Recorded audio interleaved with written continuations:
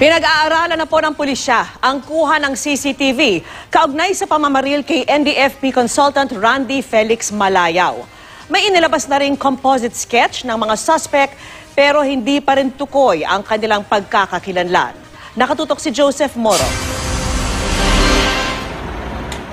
Isang linggo mula ng pagbabarili si National Democratic Front consultant Randy Felix Malayao mula sa sinakyang bus sa Arita, Nueva Vizcaya.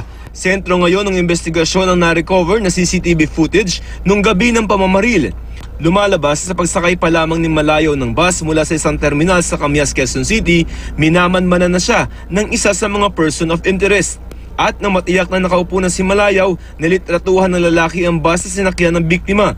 Makalipas ang 5 oras, bandang alas 2 ng madaling araw, nag-stop over ang sinakyang bus ni Malayao sa isang terminal sa Arita, Nueva Vizcaya.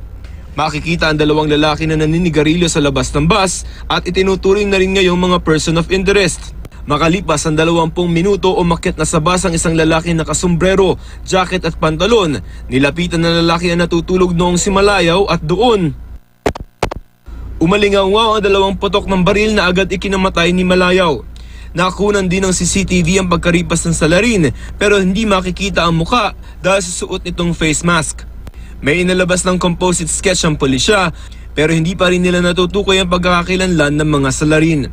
Yung CCTV na na-recover ay malaki ang may tutulong sa ikalulutas ng kaso. Wala pa tayong tiyak na impormasyon kung saan mahanap o masusundan ang mga taong ito.